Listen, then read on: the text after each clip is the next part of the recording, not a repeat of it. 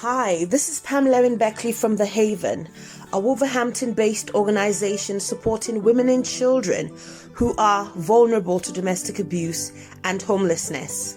It is World Day for Health and Safety at Work, or hashtag Health and Safety Day. And unsurprisingly, this year's theme is preparedness and response to a pandemic. Now, whereas the focus for the International Labour Organization is on addressing COVID-19, at The Haven, what we would like to do is to use this opportunity to talk about how employers can prepare themselves to respond to domestic abuse, especially now that most people are working from home. It has been widely reported that since social distancing measures were put in place to combat the pandemic, there has been an increase in domestic abuse cases and femicides. So, the questions are, does your business or organization have a domestic abuse workplace policy? Do you know how to support an employee if you suspect that they may be experiencing domestic abuse at home? Do you know how best to handle disclosures of domestic abuse?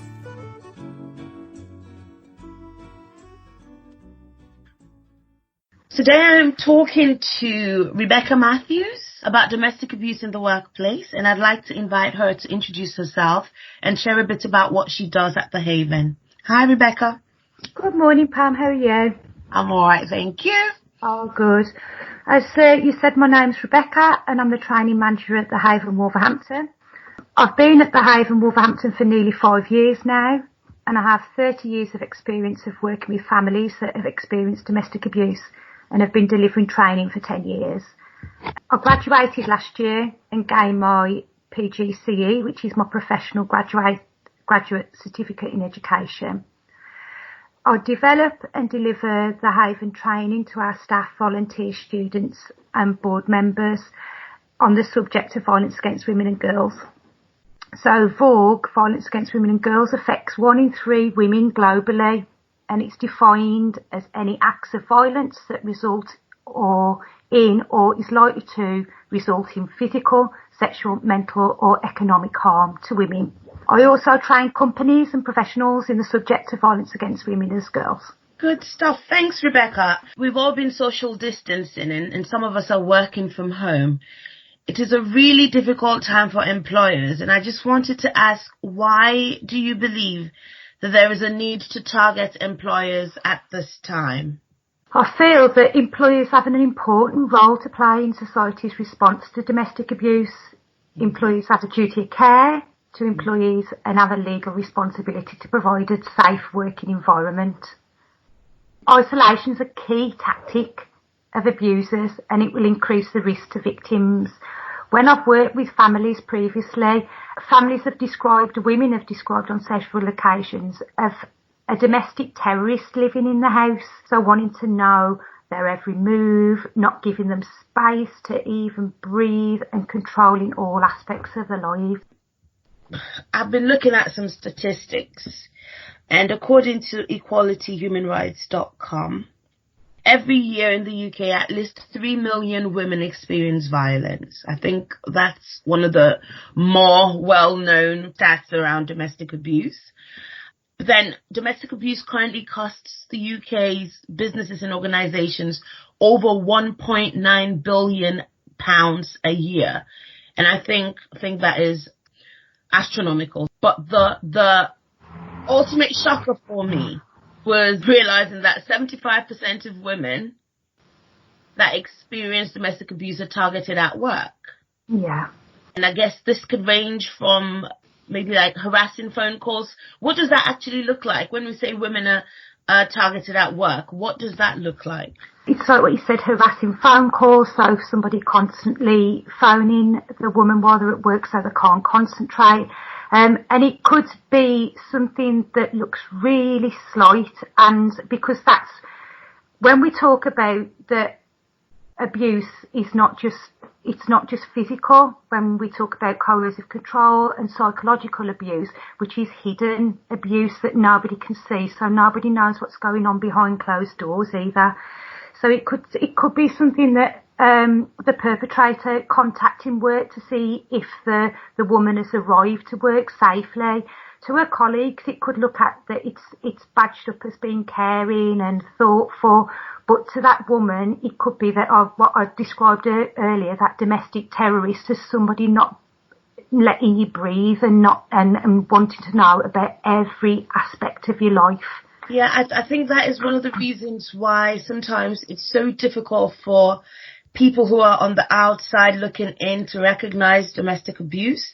The signs aren't always clear. And of course, it isn't always physical, as we know. So, for example, it can be difficult to differentiate between love bombing and genuine care and concern. Yeah. And now that people are working from home, it is even more difficult for employers. So I just wanted us to talk a bit about some of the signs that employers can look out for. How can employers identify when a member of staff may be being abused whilst working from home? And can I just come back to, Pam, when you did one of the stats of 75% of women that are experienced domestic abuse are targeted at work. Yeah. From that as well, when we said how, that was one of the shocking statistics that you found, that only 5% of organisations have a specific domestic abuse and stalking policy. And I think that that's a big shocker, when we've said that 75% of women that are experiencing domestic abuse are targeted at work. And remember, that's women that have been identified. Wow. So I think that that's a massive shocker. So why do you think that is? Why do you think, is it that organizations just don't have the know-how? Is it that, why do you think in a situation where there's such a high percentage of women suffering from abuse at work, only a minute fraction actually have policies in place to support those women? I think, unfortunately, in 2020, domestic abuse is still seen as a taboo subject, and people do not know how to handle it. In regards to health and safety policies, that organisations and companies have to make sure that every health and safety policy is put into place, like slips and falls, or, if your desk's at the right position, if your monitor's at the right position. But nobody thinks about domestic abuse. Yeah, and I think that's one of the reasons why it was important that we did this today. When you talk about health and safety, it's not just about physical health and safety. It's also about mental health and safety. And I think domestic abuse falls underneath both of those. And we need to get to a point where businesses and organizations are taking it a lot more seriously and ensuring that the support is there for the members of staff. Businesses really need to look at what their policies are, to ensure that they are putting the right procedures in place. So just going back to what I asked earlier, how can employers identify, especially in this time whilst we're working from home when it's so hard, what are some of the indicators that they can look out for? So a perpetrator could use various tactics that could affect a victim working from home. If the employee is working from home, it could be the quality or the quantity of their work, so not meeting deadlines, not getting work in on time, regularly being unavailable to answer or attend virtual meetings, and if they don't want to participate in video meetings as well. But we've got to remember as well that these are some signs, but it doesn't necessarily mean that the person is being abused. It could be that the mental health's not great at this moment in time. And I think that's why when we talk about 5% of organisations not having a specific policy, we're great in this country of making that shift at this moment in time of talking about mental health, and that domestic abuse, as you mentioned earlier on, can be masked as mental health as well. So it's employers feeling confident to be aware of those signs. And if the perpetrator's a key worker, one of the key signs that I know that this has happened previously in some of the families that I've worked with is that the perps took the modem or turned the internet off when they've gone to work. So the employee might not be able to log on, and there might be surveillance on them all the time as well. So that could even that if somebody was participating in a virtual meeting, that they might be distracted or feeling anxious and feeling like that somebody's there all the time. And if the victim's a key worker, the perpetrator might be refusing to look after the children at this moment in time, because we know that schools aren't open. The key worker might not be available to take their children to a school. And if the perpetrator's refusing to look after their children as well as the victim's children, then they can't go to work, or they might hide their car keys or the purse, so they can't get on public transport, or they can't afford petrol, or they can't even get to work in their car. Right. I think those are some really good indicators. And like you said, it is important that people know that there aren't necessarily definite signs of domestic abuse. There could be signs of other things. But I think it's about looking at the whole picture. Yeah. And looking for context and consistent trends and treating each case individually. Definitely. And looking for a combination of maybe some of these indicators that you've mentioned that may cause concern. So, Rebecca, let's say an employer has identified some of these indicators and they have concerns about an employee, but said employee has not disclosed that they are in an abusive relationship. What can the employer do to support that member of staff? If they do have concerns, that they always have to respect the individual's decision to not disclose. They might not feel ready at that moment in time, and the last thing that you would want to do is push that employee into disclosing. And that's why a domestic abuse workplace policy is really important, as the employee will know that the organisation cares. The organisation could send a blanket email around to all staff with health and wellbeing tips, as well as domestic abuse numbers, and to keep in touch with the employee on a daily basis. And they could set company policy that the employee needs to contact the manager when starting or finishing work, so they can again look out for signs, but always to be that open conversation and to be there for that employee. And what if there has been a disclosure, or say, for instance, prior to lockdown, the employer was already aware that a member of staff is in an abusive relationship? What can the employer then do while we're working from home to support that employee? If it's impossible before lockdown to have an open and supportive conversation with the employee about safety arrangements and the safety plans, so in an ideal world, if the employee's already disclosed before lockdown has happened, you could put that all into place. But if they're disclosing whilst the lockdown is going on, it's maintaining the communication with the employee about when it's safe, what's safe for them as well, right, and to be guided by them. It could be to devise a safe word with the employee for you to use in emergencies. Have a contact number of the employee as well as an emergency contact of a family member, and remember, not the abuser, in case you can't get in touch with them. Yeah. And just remember that you're not the expert, and to refer to ourselves to the Haven, but it's always we always talk about supporting somebody who's experienced domestic abuse is to listen, believe and support. Exactly. I think that's a really good point, because I've heard of stories where women have disclosed and employers have turned judge and jury trying to decipher whether they're being honest or not, and that can sometimes push women back from seeking the help that they need to get out of or manage a situation. So I think it's important that employers know that it is not their business to decide whether the the employee is right or wrong or telling the truth or not. You need to believe when there's been a disclosure and signpost to the professionals who can handle the situation appropriately. Yeah.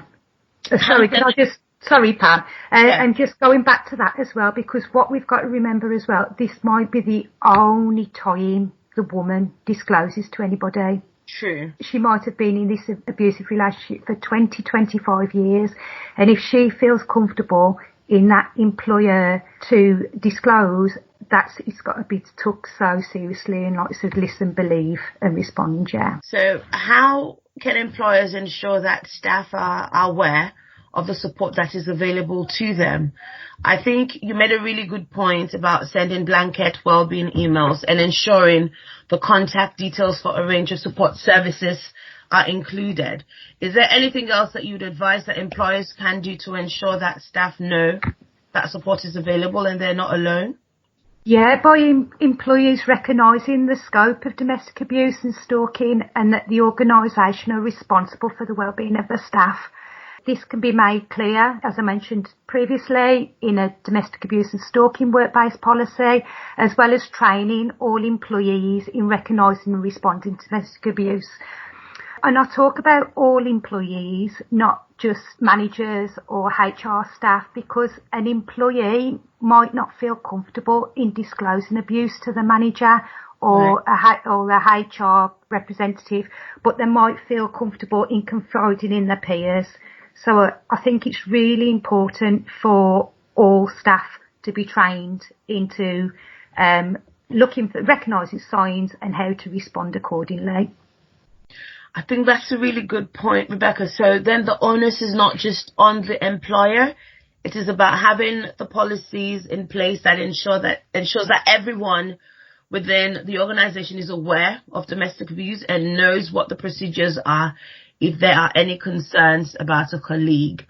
And I think that brings us nicely to talk about what kind of services we are offering as the Haven to employers, especially at this time. So for those who do not have a policy in place at the moment or maybe have no idea where to start, how can we support? At the Haven, Wolverhampton, we've devised an advice sheet which is called Domestic Abuse in the Workplace Working from Home Edition, and that's available to employees on our website. The purpose of the advice sheet is to support employers and employees while social distancing and self-isolating. As I mentioned earlier on as well, that we offer training to companies to train all staff in recognising and responding to domestic abuse and stalking, and also helping support in writing domestic and abuse stalking workplace policies that are tailor-made for the company as well. So it's not just a generalised policy, it's specific, it's bespoke to the company. And I think it's important because that's the added value, that these are policies that you create after an initial consultation with the organization. So you go in there, you get to have a feel of the organization, get to understand what their needs are, and then go away and put together the policy. So it's not like a template, one size fits all. It's a specific, bespoke, tailor-made policy for them. Yeah, and the training also as well. It's not just a box standard training. Again, I would go on the guidance of the organisation of what they would like and what they wouldn't like, and then I can put it together and train all staff in recognising and responding to domestic abuse. Great stuff. So how can employers get in touch, Rebecca, if they're interested in our services? How do they get in touch with us? If they'd like to get in touch in regards to training and developing workplace policies, they can get in touch through our website, which is www.havenrefuge.org.uk, or they can email me on training@havenrefuge.org.uk. Services for the employee can always ring our 24-hour free helpline, which is 08000 194 400. And we also have an online chat facility as well, which is open 9 till 5, Monday to Friday, for anybody to chat through us through an online facility.